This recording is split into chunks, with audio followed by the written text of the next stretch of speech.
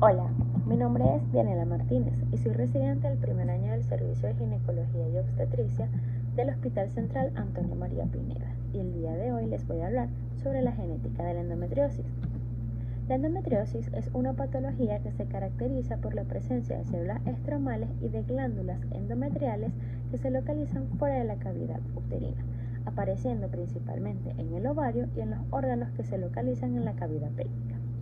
Clínicamente está asociada a 5 signos y síntomas, como son el dolor pélvico, la dismenorrea, la dispareunia, la disquesia y la disuria.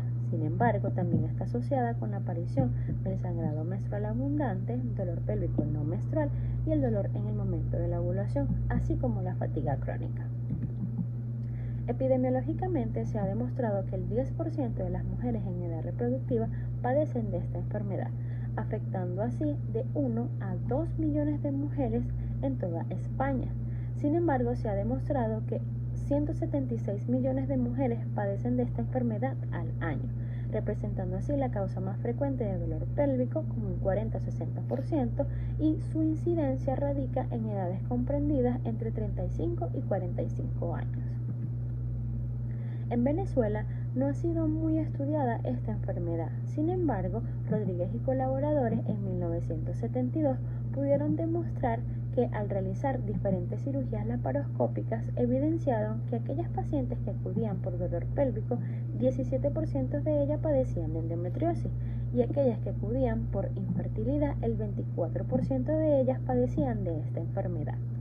Hernández en 1953 realizó 4.021 intervenciones en diferentes hospitales de Maracaibo, demostrando que el 4,25% de esas pacientes intervenidas presentaban endometriosis.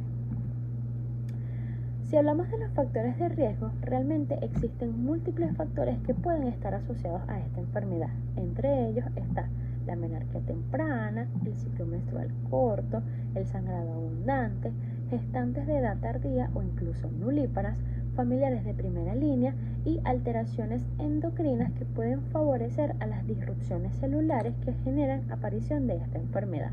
Sin embargo, el principal factor de riesgo que está asociado con esta patología es tener familiares de primera línea con endometriosis. Realmente no sabemos cuál es la etiología causal de esta enfermedad. Sin embargo, se han estudiado múltiples teorías donde se demuestra que existen factores ambientales, hormonales, alteraciones inmunológicas y alteraciones celulares que inducen la aparición de esta enfermedad. De las teorías más estudiadas tenemos 4. Hablemos de la primera, que es la implantación, la cual fue demostrada por el Dr. Sampson en 1927, donde él asegura que esta patología se va a presentar si cumple las 3 aseveraciones. La primera es que debe existir una menstruación retrógrada que debe ir por las trompas de falopio y se va a localizar en el peritoneo. La segunda es que estas células endometriales van a tener la capacidad de poder sobrevivir en ese peritoneo. Y la tercera es que van a tener la capacidad de poder adherirse al peritoneo para poder invadir, implantarse y proliferar. La segunda teoría es la metaplasia celómica, la cual tiene como principal estudio o quiere demostrar que existen células de la serosa peritoneal que producen cambios metaplásicos, lo cual genera la aparición de células endometriales, apareciendo así la endometriosis fuera de la cavidad uterina. Todo esto está asociado a procesos inflamatorios y a influencias hormonales que perduran o promueven a que esas células se mantengan en esos tejidos fuera de la cavidad. Otra teoría habla de la metástasis a nivel linfático y hematológico, ya que mencionan en 1920 que las células endometriales viajan a través de estos dos sistemas para poder llegar a diferentes órganos que están lejos de la cavidad uterina, como por ejemplo células de la pleura, el ombligo y las extremidades inferiores.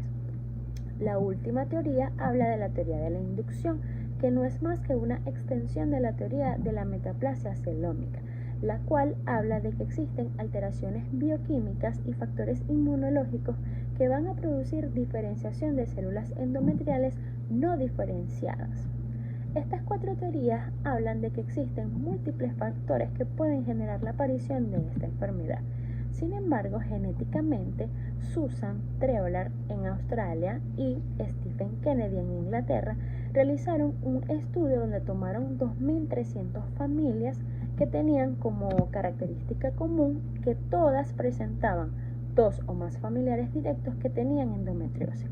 Ahí ellos pudieron demostrar que existen múltiples genes candidatos para que generen la aparición de esta enfermedad, donde uno de ellos era el locus del brazo largo del cromosoma 10 y el locus 15 del brazo corto del cromosoma 7. Todo esto demostró que la endometriosis no es más que una enfermedad poligénica, que requiere el estudio de diferentes genes o que la aparición de la alteración de diferentes genes puede ocasionar esta enfermedad.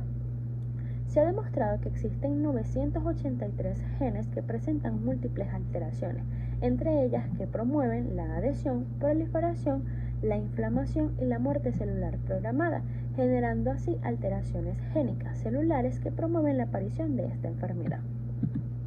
Se ha estudiado que existe un aumento de la actividad proliferativa, lo cual genera un aumento del índice mitótico del ciclo celular, generando la aparición de lesiones activas de endometrios ectópicos. Todo esto está asociado a la aparición del gen CFOS, que promueve la alteración celular, generando así el aumento de la actividad de las células proliferativas endometriales fuera de su cavidad uterina. También se pudo estudiar o se demostró que existen alteraciones de las isoformas A y B de los receptores de la progesterona, los cuales van a generar resistencia a la misma y va a favorecer a mutaciones y alteraciones celulares que van a promover diferenciación de las mismas para aparecer en tejidos fuera de la cavidad uterina.